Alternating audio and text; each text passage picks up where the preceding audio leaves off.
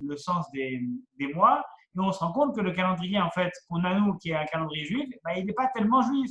On se rend compte que Mar Cheshvan, c'est Mar Choshvu, c'est un mot en acadien. On se rend compte que les différents mois qu'on pense être les nôtres, en fait, ils ne sont pas vraiment les nôtres. Que Tammuz, comble de la bizarrerie, c'est le nom d'un dieu, euh, de mésopotamien. Donc, on est quand même un petit peu désarçonné. Nos mois à nous, dont on a toujours vanté la propriété juive, on se rend compte que c'est plus tellement les nôtres. Alors, ça nous déstabilise un petit peu, ce qui est normal. Et monsieur ou madame Jérôme Doublé, vous êtes prié de couper votre micro, s'il vous plaît. Mais vous êtes le bienvenu parmi nous. Ou la bienvenue, du reste, si ça va bien. Madame Doublet. Ah, c'est madame Doublé. Madame Doublé, mes salutations respectueuses du soir. Donc, effectivement, on est un petit peu gêné, on se sent un petit peu biaisé, parce qu'on s'est dit, bon sang, on a été élevé là-dedans, on a toujours cru que c'était des mois qui étaient complètement juifs, et bien en fait, on se rend compte que pas vraiment, même si toujours il y a un sens, toujours il y a du sens, on comprend les choix qui ont été faits, malgré tout, on ne s'y attend pas forcément. Et là, ce soir, c'est un passage qui se trouve dans la Sidra de Choukat. Donc, comme vous savez, cette semaine, que ce soit en Angleterre, ou que ce soit en Suisse ou en France, ou même en Roumanie du reste, le paracha qu'on va lire, ce sera la Sidra de Choukat Balak. Il y aura deux parachutes qui seront collés. En Israël, on ne lira que Balak, parce que depuis Shavuot, on a toujours été décalé d'une semaine. Donc c'est le Shabbat où on va rattraper le décalage qui s'est créé avec le deuxième jour de fête qui n'existe pas en Israël, qui existe en diaspora, c'est le jour de Shabbat.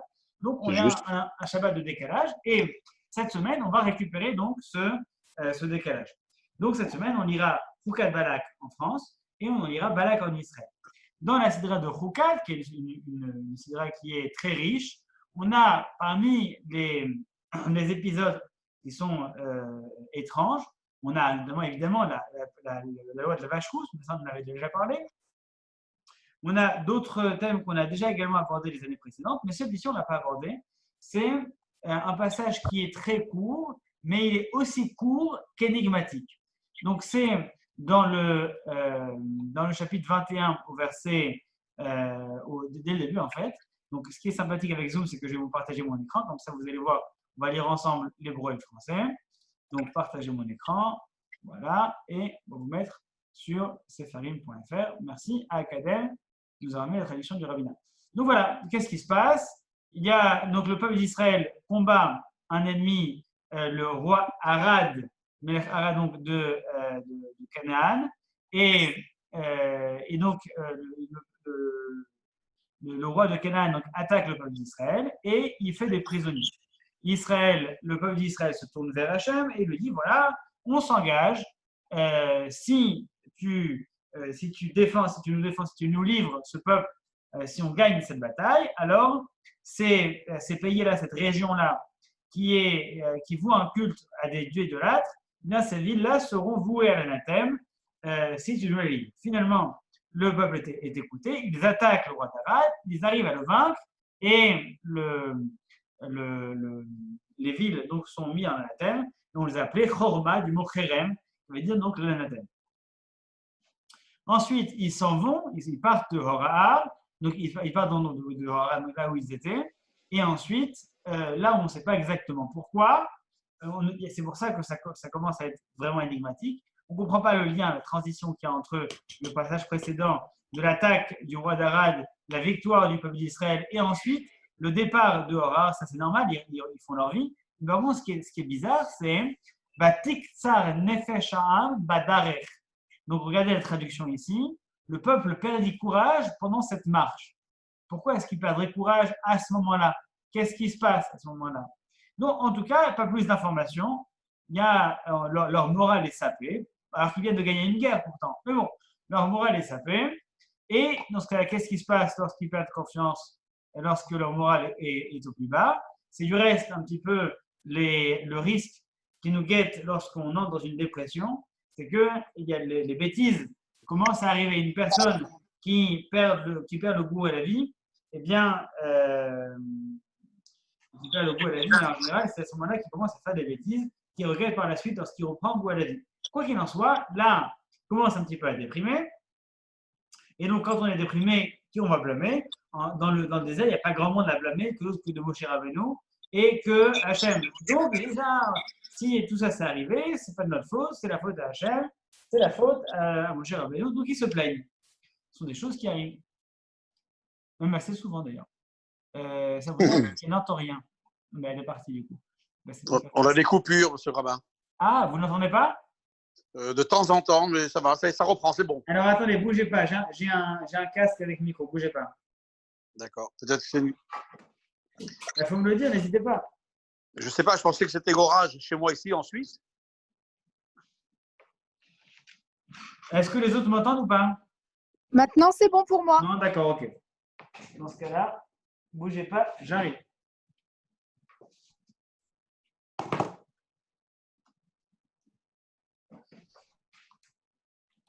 Ben, c'est pas que j'aime pas parler tout seul, hein, loin de là, mais c'est juste que autant que ce soit Non, efficace, quoi. Moi, je me suis déconnectée, reconnectée, ça marche. Ça marche? Vous m'entendez ou pas? Non, entre-temps, j'ai changé de micro, c'est pour ça aussi. Parfait, c'est très bien. Voilà. Très bien. Donc, du coup, je reprends. Tout le monde, vous avez jusqu'ici suivi, ça va? Malgré les coupures? Ok. Donc, on se trouve on va aborder un thème qui est énigmatique à plusieurs niveaux. C'est vrai que le passage est étrange. Donc, bref, il y a une guerre. Finalement, il la gagne, mais il déprime. Enfin, pourquoi il déprime? Il déprime. Ils ont gagné la guerre, il déprime. Qu'est-ce que ça aurait été s'il avait perdu? Quoi qu'il en soit, il déprime. En tout cas, littéralement, c'est le peuple perdit courage pendant cette marche. C'est Vatiksa Nefesh en hébreu, c'est leur âme a diminué. Donc voilà, en gros, ils étaient pas bien. Quoi. Et ils se plaignaient. Donc c'est quoi? C'est Vaïdaber. Donc ils ont parlé à Ham, le peuple a parlé, contre Hachem et contre Moshe, et ils ont dit, classique, pourquoi est-ce que vous nous avez fait monter d'Égypte? On était bien en Égypte. Hein. Donc, la Midbar, pour nous faire mourir dans le désert, bon, c'est une rengaine classique, on l'a déjà entendu 15 fois. Qui haine, et pourquoi est-ce qu'ils se plaignent? Parce qu'on n'a pas de pain, parce qu'on n'a pas d'eau, ben, on en a marre de ce pain, de cet aliment, dont la manne. Bon, on se souvient de ce qui s'était passé quand on avait étudié le passage sur la manne et à quel point Dieu s'était énervé à cause de ça. Et il recommence. Il recommence, encore une fois, c'est la beauté de la déprime. Quand on n'a plus rien à perdre, effectivement, on a tendance à s'enfoncer encore plus dedans. Bon, ce n'est pas un discours qui plaît beaucoup à Hachem. Et donc, Vaishlach Hachem Ba'am, Dieu envoie contre le peuple des serpents brûlants. Parce que c'est des serpents brûlants, qui mordirent. Donc, en hébreu, c'est Nechashim HaSerafim, donc des serpents des serpents qui brûlent, quoi. Certains pensent que Srafim, ça peut être également d'autres insectes du désert, ça peut être des scorpions, etc. Bref, il y a un débat dans les commentateurs, savoir si c'est les serpents qui étaient des serpents particuliers, ou alors c'était une panoplie d'animaux du désert qui ne sont pas très gentils pour l'homme, c'est-à-dire des scorpions, des serpents, etc. Des choses vénéneuses et venimeuses. Donc ils mordirent le peuple. Vayamot Rav Amrav, donc un grand nombre est décédé, mi-Israël, du peuple d'Israël. Ensuite, qu'est-ce qui se passe? Forcément, quand on est en danger, on commence à reprendre un petit peu la vie. Bon, on n'est pas bien, mais on n'aimerait pas mourir non plus tout de suite. Donc, donc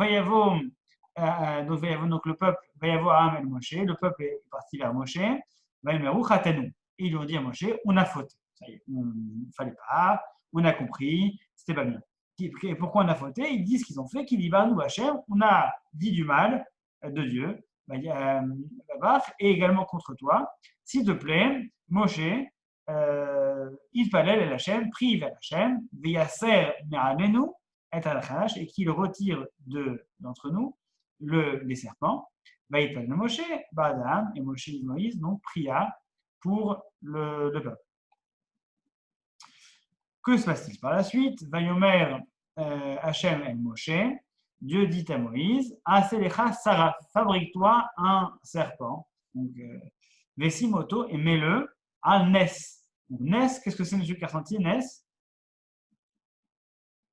Il est parti, M. Carsanti, parce que sinon il aurait répondu tout de suite. M.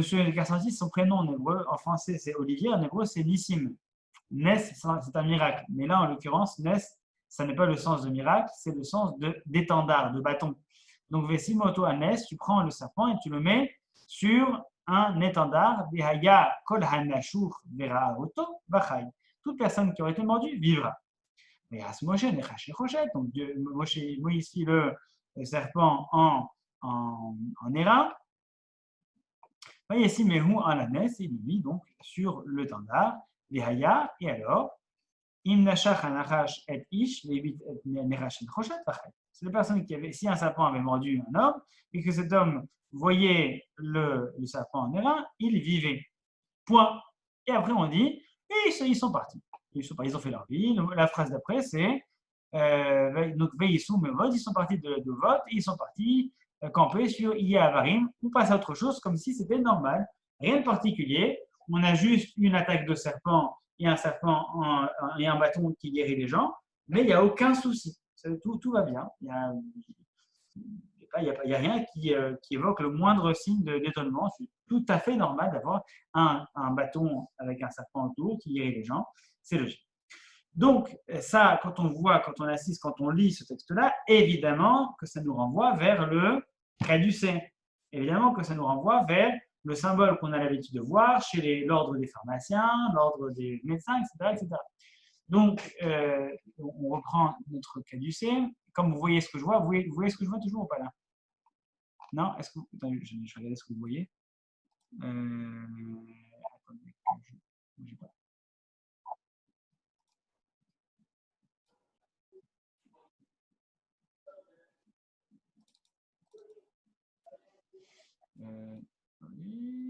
Qu'est-ce qui se passe? Non. Là, c'est bon. Là, qu'est-ce que vous voyez là? Le caducet. Ah, très bien, pareil. Merci. Là, non. Bon, Là, on voit le bonhomme. Vous voyez quoi là? Là, on voit un bonhomme. Un On bonhomme. voit RS tenant le caducet. Ah. Là? Non, toujours pas. Bizarre. Attendez.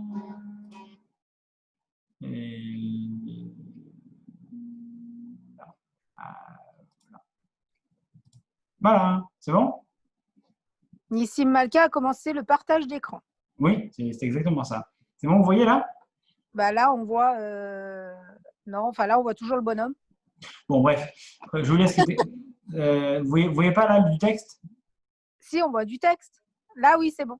Ah, d'accord. D'accord, très bien. Donc, le caducée, c'est quoi? C'est, bon, on va pas rentrer sur la mythologie grecque parce qu'on s'en fiche un petit peu, et c'est pas le sujet de ce soir. Et la seule chose, c'est qu'effectivement, ce bâton-là entouré d'un serpent, du reste, on le voit encore mieux ici. Attendez. Voilà. Là, vous voyez, là, contrairement au caducée, c'est vraiment un bâton-bâton avec un serpent au-dessus. Comme c'est écrit dans le texte de Torah. Et là, c'est pas Moshe qui tient le bâton, hein.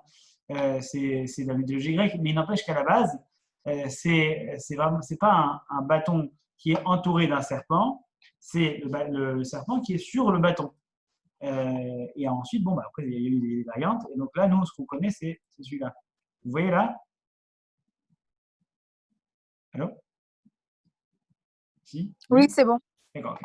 Donc ça, c'est le caducée qu'on connaît. C'est deux serpents qui tournent autour d'un bâton avec des ailes au-dessus. C'est le symbole qu'on connaît. Bref, en gros, c'est un symbole qu'on retrouve dans plusieurs mythologies, notamment dans beaucoup de mythologies d'origine mésopotamienne et sumérienne. On retrouve une histoire similaire. C'est des gens qui se font attaquer et ceux qui sont mordus par des serpents, parce qu'à l'époque, c'était quelque chose qui arrivait plus fréquemment qu'aujourd'hui.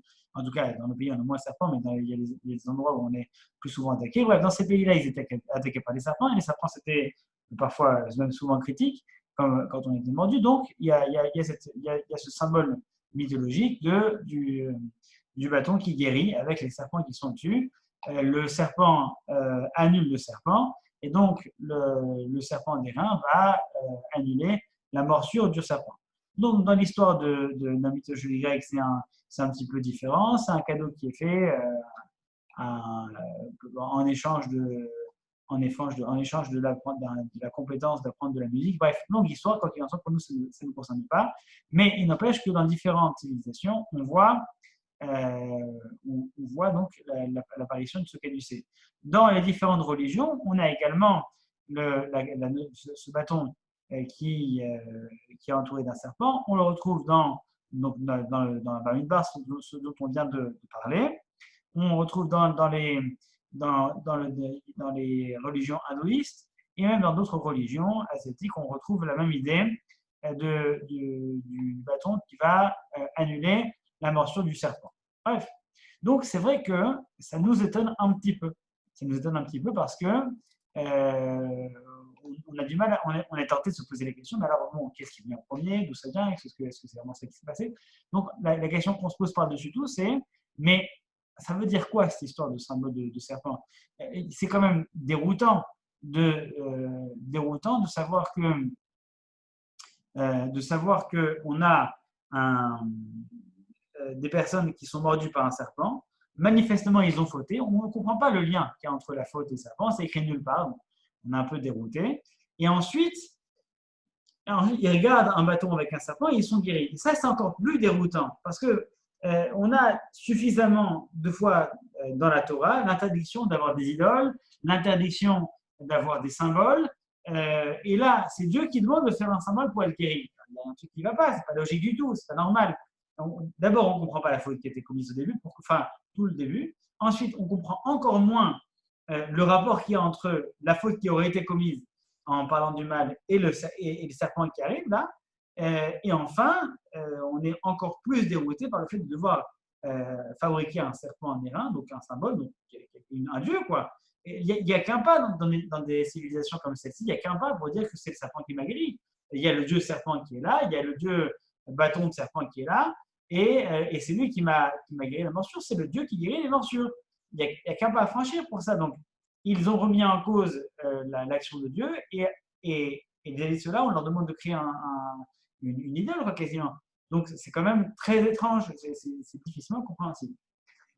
Donc, il s'agit de comprendre, de reprendre le texte et essayer de savoir ce qui a bien pu se passer. Notamment, en particulier, lorsqu'ils reviennent de la campagne, de la guerre qu'ils ont menée, et à ce moment-là, la phrase que le moment où la déprime commence à les attaquer. Donc, je vous repartage l'écran de nouveau. Comme ça, vous allez pouvoir suivre le texte suivant.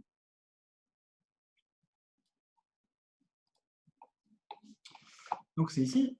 Ils voyagèrent de l'endroit qui s'appelait Or-Ahar vers la Yam Souf, vers la mer des Joncs, pour contourner la terre des Dom. Ils n'avaient pas envie de se fighter contre les Dom.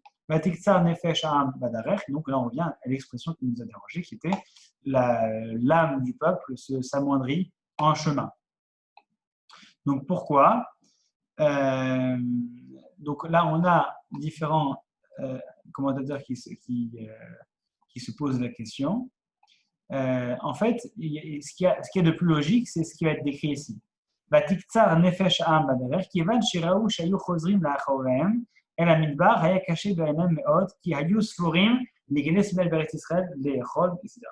Donc, ce qui est dit ici, c'est que, et c'est manifestement peut-être la raison la plus logique, c'est devenu tout blanc, mais ce n'est pas de ma faute, je ne sais pas pourquoi c'est devenu tout blanc. Bref, ce qui est du reste, peut-être la raison la plus logique qu'on peut appréhender dans cette réaction. En fait, ce qui se passe, c'est qu'il y a un roi cananéen, il y a plein de rois cananéens. Il y en a un roi qui s'appelle Arad, et qui entend parler de groupes du peuple d'Israël qui rôdent. Parce qu'ils sont, il ne faut pas oublier, ils sont condamnés. Ils sont condamnés à errer pendant 40 ans dans le désert, depuis la fois où ils se sont plaints des explorateurs. Et donc, ils sont condamnés à ne pas entrer en terre d'Israël et à rôder. Donc, ils voyagent, donc une fois par an, après, grosso modo, ils sont 42 étapes en 40 ans, donc ils voyagent d'étape en étape pour aller explorer le désert, quoi. Donc, ils passent souvent, puisqu'ils sont quand même, à la base, ils sont à la lisière, ils sont à l'entrée d'Israël, donc on entend parler d'eux. Et là, il y a un roi qui est à la limite, qui voit des groupes de juifs, d'hébreux, s'aventurer un peu trop loin des contrées de leur campement et ils disent tiens, je vais me faire de l'hébreu, je vais casser du juif. Enfin, pas exactement comme ça à l'époque, bon, c'est pas la mentalité, mais quoi que ça, on a compris l'idée. Donc, ils disent ça va être une proie facile et je vais les attaquer. C'est ce qu'il fait. Et à ce moment-là, il y a une réaction du peuple d'Israël. Comment ça, ils ont attaqué? On va aller donc répondre à leurs attaques. Et donc, c'est là qu'ils prient envers Hachem. Et là, il se passe quelque chose dans leur tête. Logiquement, ça peut se comprendre. Ils disent, mais attends une seconde, on est en train d'attaquer qui là? On est en train d'attaquer le roi Arad. Mais le roi d'Arad, il vient d'où? C'est le roi de qui? C'est le roi de Canaan, c'est le roi d'Israël. Donc, quelque part, on ne serait pas un petit peu en train d'entrer en terre d'Israël là? On ne serait pas en train Dieu ne nous aurait pas un peu pardonné? Puisqu'on est en train d'attaquer le roi de Canaan, normalement, on n'était pas censé l'attaquer, puisqu'on était censé errer dans le désert et n'entrer en terre de Canaan, c'est l'entrée d'Israël, qu'à la fin des 40 ans. Donc là, ils n'y sont pas encore. Ils disent, bah, c'est bon alors. Si on attaque le roi de Canaan, ça veut dire que c'est bon. Et cerise sur le gâteau, il attaque et il gagne. Donc c'est bon, on va entrer en terre d'Israël. Mais le problème, c'est qu'ils reviennent de la campagne de cette guerre, ils arrivent effectivement à le vaincre, mais on leur dit, désolé, fausse manœuvre, fausse alerte. En fait, on a effectivement vaincu le roi Arad de Canaan, mais ce n'est pas pour autant qu'on va entrer en terre d'Israël. On va continuer à errer dans le désert pendant tout ce temps-là, toujours vis-à-vis de la punition de ce qu'on a fait il y a je ne sais pas combien d'années. Donc, effectivement, lorsqu'ils entendent ça, eux qui étaient tout feu tout flamme de pouvoir entrer en terre d'Israël, effectivement, là, il y a, ça s'essouffle. Il y a un autre commentateur qui fait remarquer que l'expression de Vaiktsar, donc l'idée d'avoir une âme petite, c'est une expression qu'on connaît, qu'on a déjà vue lorsqu'on lit la Galath Pessar. On dit que le peuple d'Israël, Mikotser Ruach Omer Vodakasha, qui n'avait pas pu se rebeller, n'avait pas pu se rattacher à Dieu. Pourquoi? Mikotser Ruach, à cause de la faiblesse de leur esprit, Omer Vodakasha, et à cause du travail dur que les Égyptiens leur infligeaient. Donc, qu'est-ce que c'est le Kotser Ruach? C'est lorsque l'esprit est faible. Un esclave, lorsqu'il est sollicité en permanence et qu'il n'a pas le temps de réfléchir, son esprit est faible, il n'a pas le temps il n'est pas suffisamment aguerri, il n'a pas assez de force pour pouvoir se rebeller. Il a un esprit qui est faible de par la nature de ce qu'il fait. Ça affaiblit son esprit, ça affaiblit sa puissance spirituelle, intellectuelle. Donc là, on fait un parallèle, on dit tiens, c'est marrant, c'est la même chose qui est dit ici. Donc, c'est quoi Ksar Nefesh? C'est quoi qu'est-ce qui revient en question? C'est lorsque on est happé entièrement par quelque chose qui nous habite, eh bien, l'esprit est affaibli. C'est-à-dire qu'en fait, c'est la même chose qu'on va ressentir lorsqu'une personne, par exemple, est amoureuse, ou lorsqu'une personne est passionnée, ou lorsqu'une personne est omnibulée, obsédée par quelque chose. Eh bien, l'esprit est sollicité entièrement par quelque chose. Soit c'est le corps qui est sollicité, donc l'esprit a plus assez de force pour faire quelque chose, soit alors l'esprit est omnibulé par quelque chose, et donc, quelque part, il est très présent pour un domaine, mais il est très absent pour tout le reste. Et donc là, eux qui se sont tellement enflammés, voire obsédés, obnubilés par l'envie d'entrer en terre d'Israël, eh bien, ils ne pensent à rien d'autre que ça. Alors que le reste du temps, ils avaient réussi à se faire à l'idée que bon, finalement, c'est déjà bien qu'on ne soit pas mort, alors que bon, c'est Moshe Rabbeinu qui a intervenu par rapport à ce qu'on avait fait auparavant. Ils avaient réussi à vivre avec ce défaut structurel dans la marche du peuple d'Israël à travers le désert. Ils avaient réussi à s'y faire, mais là, on a réveillé cette obsession. Qu'est-ce qu'on fait? C'est quoi le but de notre vie? Notre vie n'a plus aucun sens, n'a plus aucun but, puisque on a pour objectif d'entrer en terre d'Israël, mais nous, on n'en trouvera pas. Donc, on n'a plus aucune raison de vivre. Et là, on comprend, du coup, logiquement, la suite du verset. C'est quoi la suite du verset? C'est...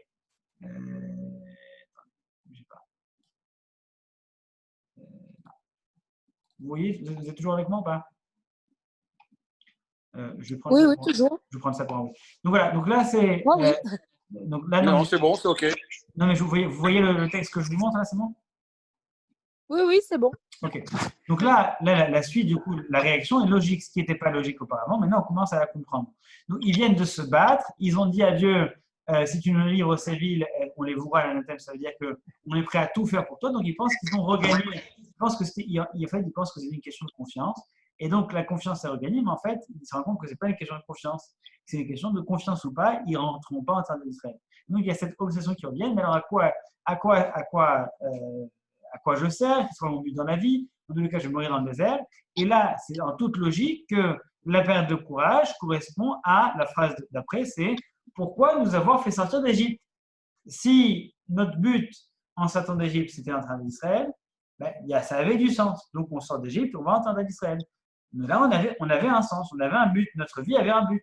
On était prêt à se battre, on était prêt à faire ce qu'il fallait, on était prêt à souffrir. On avait un but. Mais là, on sort d'Égypte, mais notre but, c'est quoi? C'est nous faire mourir dans le désert. C'est ça notre objectif de vie. C'est de mourir dans le désert. C'est ça le but de la vie. Qu'est-ce que tu as fait de ta vie? Ben, je suis mort dans le désert. Ça a été la génération du désert. C'est resté la génération du désert. Parce qu'en fait, elle n'est pas en train d'Israël. La seule chose qu'elle a fait, elle est sortie d'Égypte. Elle n'a rien fait pour sortir d'Égypte. Elle n'a même pas mérité. La seule chose qu'elle a fait, c'est rester en vie dans le désert suffisamment de temps pour que la génération d'après naisse, grandisse et puisse entrer en d'Israël. Donc, c'est en toute logique qu'il y a cette faiblesse, plutôt cette obsession qui va provoquer cette faiblesse dans notre esprit, qui va les nourrir de plus en plus et qui va provoquer donc la réaction du peuple d'Israël, l'affaiblissement de la croyance et finalement, à quoi ça sert? Quel est l'avantage de vivre dans cet endroit-là? C'est vrai que ça aurait été que le passage, on aurait été émerveillé par le fait qu'on ait des miracles permanents avec de l'eau, avec la manne qui tombe du ciel, avec tout ça. C'est magnifique. Seulement, lorsque c'est temporaire, c'est magnifique. Mais lorsque c'est la vie et qu'on va mourir dedans, ça n'a plus aucun sens. Alors autant aller faire notre vie, autant faire ce qu'on veut, on est retourné en Égypte dans ce cas-là, si c'est pour ça. Si c'est pour vivre et mourir dans le désert. Donc c'est ça, en fait, c'est pas la même rébellion, c'est pas la même réflexion que celle qu'ils avaient auparavant, où c'était une faiblesse de se dire on ne veut plus entrer en terre d'Israël, on n'accepte plus le projet, on veut entrer en Égypte. C'est pas ça. Là, c'est pas l'envie de retourner en Égypte, c'est en fait faire face à leur situation actuelle. Retourner en Égypte, ça les intéresse plus que ça, mais mourir dans le désert, pour eux, ça n'a aucun sens. Et c'est pour ça qu'effectivement, tous les miracles qu'ils peuvent voir, du coup, ça a plus beaucoup d'intérêt. Donc maintenant, on a compris, et donc on se pose la question, mais c'est quoi leur faute? C'est quoi leur faute qu'ils ont fait? Enfin, la faute, elle est pas évidente. La faute, c'est quoi? C'est de se dire, bon, ils ont manqué de confiance. Mais d'un côté, on peut les comprendre. Ils sont humains. Ça veut dire, bon, ils vont passer leur vie dans le désert à mourir. C'est normal, c'est humain d'avoir ce type de réaction. Donc, et après, manifestement, il y a une faute. Après, ils se rendent compte qu'ils ont fauté. Donc, c'est un truc qui nous a échappé. Qu'est-ce qui nous manque? Qu'est-ce qui nous manque qu'ils ont dit et qui nous a échappé? Alors, il faut reprendre le texte. On y retourne. Qu'est-ce qu'ils disent? Alors, ils disent donc, donc pourquoi tu nous as fait monter en Égypte? Pour nous faire mourir dans le désert. En fait, le problème, c'est qu'ils considèrent qu'on les a fait monter pour les faire mourir dans le désert. Il n'y a pas de pain, il n'y a pas d'eau, et on en a marre de la manne. Donc ça, déjà, en général, c'est pas bon signe. Il ne faut pas insulter la manne, on en a déjà parlé. Ça, c'est déjà pas un bon point. Mais le fait qu'il n'y ait pas de pain et d'eau, ça non plus, c'était faux. Mais le problème, c'est que ça, c'est tout ce qu'ils ont cité. Mais ça démontre que dans leur plainte démontre qu'ils sont passés encore à côté de plein de choses que Dieu faisait pour eux et dont ils ne se rendaient même pas compte. Et donc, c'est quelque part par rapport à tout ce qu'ils n'ont pas dit que la faute est retenue contre eux. C'est-à-dire que le fait qu'ils soient excédés par le fait de mourir dans le désert, ça, à la rigueur, ça peut se comprendre, c'est pas agréable, d'accord? Par contre, le fait qu'ils ne se rendent pas compte que tout ce que Dieu fait pour eux, ça, c'est un problème. C'est effectivement en soi un manque de foi. Alors, qu'est-ce que Dieu fait qui n'a pas été cité dans le désert? Est-ce que vous connaissez les miracles qui avaient lieu dans le désert en dehors de la nourriture qu'ils avaient en abondance, enfin la manne qu'ils avaient en abondance, le puits de Myriam? Qu'est-ce qu'il y avait d'autre? Monsieur Carsanti ou les autres, vous avez le droit d'activer votre micro. Qu'est-ce qui leur manque dans ce pourquoi ils se plaignent? Qu'est-ce que Dieu fait pour eux qui ne le savent pas? Les habits qui grandissaient en même temps qu'eux, non? Il y avait un midrash qui nous dit qu'ils n'ont pas eu besoin de se changer parce que les enfants qui avaient des habits, en fait, les habits ne se sont pas du tout usés pendant toute la période du désert. Et effectivement, lorsque c'était nécessaire pour les enfants, ça a grandi avec eux. Et en tout cas, ils n'ont pas été touchés par l'usure. Mais il y a d'autres choses de plus fondamentales qui, effectivement, peuvent provoquer leur mort. La brume. La brume, à quoi servait la brume? brume, Effectivement, à quoi elle servait la brume? elle est. Pour les guider, non? La Non, brume, elle est- elle avait plusieurs rôles. En fait, il y avait une nuée qui les guidait devant et Voilà. et il y avait une brume qui passait devant eux pour les guider, mais qui avait un autre rôle également. Qu'est-ce qu'elle faisait d'autre, ce nuage? C'est un anékavod. Protection divine. Il y avait en permanence, autour du campement d'Israël, devant et sur les côtés, il y avait en permanence une sorte de champ de nuages, de nuées très épais, qui les protégeait de toutes les attaques. La nuit, c'était une colonne de feu, la journée, c'était une colonne de brume, c'était des nuées, en fait, qui les protégeaient de toutes les attaques, non seulement de toutes les attaques, mais en plus, qui leur rendaient la vie dans le désert complètement différente de tout ce qu'on pourrait imaginer. En fait, c'était une colonne qui venait aplanir le terrain devant eux pour que ce soit pas trop difficile et surtout qui venait les protéger des bébêtes qui existent dans le désert. Donc les serpents du désert, donc les scorpions, donc toutes les bébêtes qui peuvent être mortelles en temps normal et dont ils sont protégés.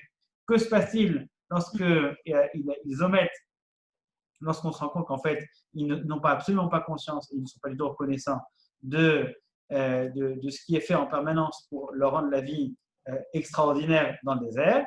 C'est quoi la réaction à leur plainte? Alors, l'Éternel suscita contre le peuple des serpents brûlants qui mordirent le peuple et y périt une multitude d'Israélites. Donc, il y a le fait que le sol n'est pas chaud, il y a le fait qu'il n'y a pas de serpents, c'est un désert, il n'y a aucun inconvénient du désert, ils sont dans un désert, mais ils ne vivent pas comme oui dans un désert. Dans un désert, on a la chaleur brûlante, dans le désert, on a les animaux du désert, on a tous les risques, alors qu'eux ne vivent pas avec ces risques-là. Et donc, leur plainte, elle est en partie justifiée parce qu'effectivement, leur ambition de vie est remise en question, mais ils ne vivent pas comme on vit normalement dans un désert. Donc, il ne faut pas se plaindre de vivre, de mourir dans un désert, parce qu'en fait, il y a toutes ces protections qui sont en permanence. Donc, qu'est-ce que Dieu fait à ce moment-là? Il dit, OK, si vous pensez que je vous ai fait venir pour mourir dans le désert, alors il retire temporairement, il retire la protection permanente qui protège de tous les soucis du désert. D'où peut-être le sens de serpent brûlant. Donc, serpent brûlant, on peut imaginer que ce sont des serpents qui sont venimeux et vénéneux. Donc, ça, en fait, leur contact en soi est. Non, je crois qu'il y en a un, c'est pour les plantes. Bref, quoi qu'il en soit. Donc, le contact même avec des serpents brûle la personne. Donc, il y a tous les miracles qui avaient lieu et qui n'ont pas été cités, qui sont dits en allusion, la chaleur, les bestioles et le terrain. Tout ça qui leur est remis en phase 2 pour qu'ils se rendent compte qu'en réalité, il y a Dieu qui fait pour eux en permanence, qui fait des miracles, qui renouvelle des miracles en permanence. Et ce sont tous ces miracles qu'on ne perçoit pas. Le mal qui tombe du ciel, ça, ils le perçoivent. Le puits, partout où ils vont, il y a un puits, ça, ils le perçoivent. Mais tous les miracles qu'ils ne perçoivent pas, c'est cela qui remet en question. C'est le fait qu'ils n'arrivent même pas à se plaindre parce qu'ils n'ont même pas conscience de tout ce qui est fait pour eux dans de ça. Et le fait de dire qu'en fait Dieu leur en veut et qu'il n'a pas confiance en eux, etc., c'est oublier tout ce qu'il fait quotidiennement pour pouvoir les protéger. Alors maintenant, il nous reste une question qui n'a pas été résolue. On comprend ce qui leur est arrivé, on comprend leur rébellion, on comprend leur faute, on comprend aussi qu'ils s'en rendent compte immédiatement, parce qu'ils disent « Ah, punaise, en fait, oui, on ne savait pas qu'il y avait tout ça. » Donc, ils se rendent compte immédiatement qu'il y a une faute, puisqu'ils vont voir tout de suite, immédiatement, ils vont voir Moshe Rabbeinu et ils disent « Nous avons fauté, donc en parlant contre Dieu, contre toi, c'est-à-dire en fait qu'ils ne font pas confiance, etc. Donc, prie auprès de lui et détourne les serpents. On a compris le message, en fait, non, d'accord, Dieu, il s'intéresse vraiment à nous, il a vraiment foi en nous, c'est juste qu'on peut entrer, parce qu'on ne peut pas entrer, mais par contre, il nous témoigne quotidiennement des miracles à foison sans qu'on s'en rende compte. Un petit clin d'œil aussi, peut-être, ce texte est peut-être un petit clin d'œil à tous les miracles qui ont lieu en permanence sans qu'on s'en rende compte.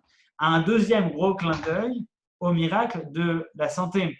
Et ça a du sens pour nous que le symbole de la santé soit un caducée. Parce que le symbole qui correspond au signe de la guérison, en fait, du guérisseur, du soignant, c'est ce qui incarne tous les miracles qu'on ne voit pas. Et la santé, c'est précisément la combinaison de tous les miracles qu'on ne voit pas. Une personne qui va bien est complètement inconsciente de tout ce qui pourrait mal aller. Une personne qui va mal est tout à fait consciente de tout ce qui va bien, du coup, en dehors de ce qui va mal. Donc dès l'instant qu'on a le moindre problème, on se rend compte qu'en fait, de toutes les choses qui pourraient nous arriver, et de toutes les choses qui vont bien, et de la chose qui va pas bien. Donc ça, tous les miracles qui sont absents, qui sont invisibles, eh bien, quelque part, ça a du sens que ce soit cet épisode-là qui va marquer le symbole de ce qui va guérir. Il nous reste, par rapport aux 40 minutes de Zoom, moins d'1 minute. Donc, je coupe maintenant. Vous vous reconnectez. On en a encore peut-être encore pour 5 minutes maximum. Je coupe maintenant. Vous vous reconnectez sur le même lien que je vous ai donné sur le groupe WhatsApp. Ça fonctionne. Il faut juste arrêter et recommencer. OK? À tout de suite. À tout de suite.